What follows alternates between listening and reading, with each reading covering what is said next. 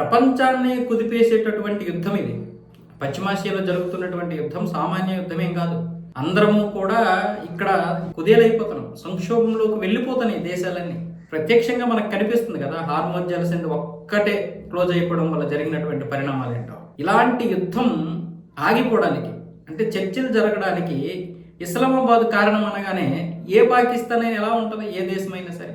మరి పాకిస్తాన్ కూడా తన యొక్క గొప్పలు చెప్పుకుంటుంది. అది భారతదేశంలో జరిగిన మన మోడీ గారు గొప్పగా సాధించారని మనం చెప్పుకుంటాం కదా. అలాగే పాకిస్తాన్ ఇస్లామాబాద్ అనగానే చాలామంది ఇది ఇంటర్నేషనల్ మీడియాలో రావడం, పాకిస్తాన్ మీడియాలో రావడంతో నిజమే అనుకున్నారు.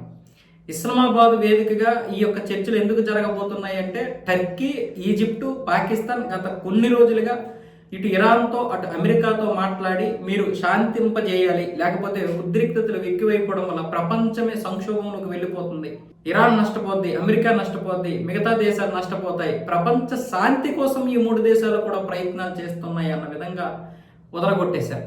ఇక్కడ ఇస్లామాబాద్లో ఈ యొక్క చర్చలు జరగబోతున్నాయి అని కూడా ఇంటర్నేషనల్ మీడియాలో కూడా ఈ న్యూస్ రావడంతో పాకిస్తాన్ తబ్బుబ్బైపోయి ఇదంతా కూడా షాబాజ్ షరీఫ్కి రావాల్సినటువంటి క్రెడిట్ని ఆసిఫ్ మునీర్ తీసుకున్నాడు. మొత్తం ఎలా తీసుకున్నాడు?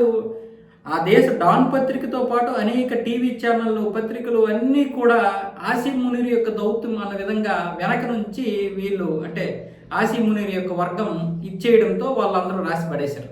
షాబాజ్ షరీఫ్ కంటే కూడా ఆసిఫ్ మునీర్కి ఎక్కువగా ప్రాధాన్యత ఇచ్చేసి రాసేశారు. ఎందుకంటే మన ఆపరేషన్ సింధూర్ తర్వాత అమెరికా అధ్యక్షుడు ట్రంప్ని కలవడం, వాళ్ళు అక్కడ విందులో పాల్గొనడం, ఇదంతా కూడా జరిగింది. ఆసిఫ్ మునీర్ని కూడా అక్కడ గౌరవించడం జరిగింది కదా. ఆ నేపథ్యంలో జరిగినటువంటి ఫోటోల్ని, వీడియోలను కూడా ఉటంకిస్తూ అనేక కథనాలు రాసేశారు. పాకిస్తాన్ సామాన్యమైనటువంటి దేశం కాదు, ఇప్పుడు ఒక కీలక ముందడుగు వేసింది.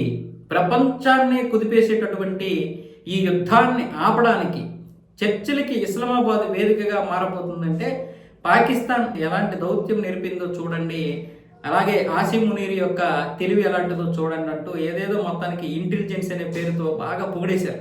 ఇప్పుడు దీని గురించి అక్కడ వైట్ హౌస్ స్పందించిందే, మీకేం బుద్ధి బుర్ర లేదా, ఎవడ మీకు చెప్పాడు? ఈ వేదిక ఏమొచ్చేసి ఇస్లామాబాద్ అంటారు, అలాగే జేడీ వాన్స్ వస్తున్నాడు అంటారు, అబ్బాస్ అరాగ్జీ అటు నుంచి వస్తున్నాడు అంటున్నారు. ఎవడు నిర్ణయించాడు? ఎవడొస్తాడు? మీకేం బుర్రా బుద్ధి లేదా? ఈ యుద్ధం ఎందుకు మొదలయ్యింది, ఎవడ మొదలు పెట్టాడని మేము ఇక్కడ కొట్టుకు చూస్తుంటే మీరేమొచ్చేసి చర్చలకి మేము వచ్చేస్తామని ఏకంగా ఇంటర్నేషనల్ మీడియాలో కూడా ఇవచ్చేస్తున్నాయి వార్తలు. దాన్ని పాకిస్తాన్ ఖండించకపోవడం మరింత ఆశ్చర్యం కలిగించింది మాకంటూ వైట్ హౌస్ ఇప్పుడు స్పందించింది. దాంతో మొత్తం పత్రికలన్నీ కూడా కామ్ అయిపోయాయి.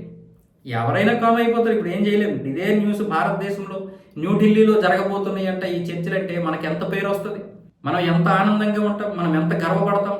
ఈ యొక్క యుద్ధం మన దేశంలో, మన యొక్క ఢిల్లీ సాక్షిగా ఒకవేళ కాల్పుల విరమణకి ఒప్పందం జరిగితే అది నరేంద్ర మోదీ ప్రభుత్వం, బీజేపీ ప్రభుత్వం అని మనము కూడా గొప్పలు చెప్తాం. గొప్పలు కాదు, దాన్ని ప్రౌడ్గా చెప్పుకుంటాం, గర్వంగా. ఉన్నమాట చెప్తున్నాను నేను. అలాగే పాకిస్తాన్ కూడా అలాగే చెప్పుకుంది, కాకపోతే వెనక నుంచి రాయించుకుంది ఎక్కువ.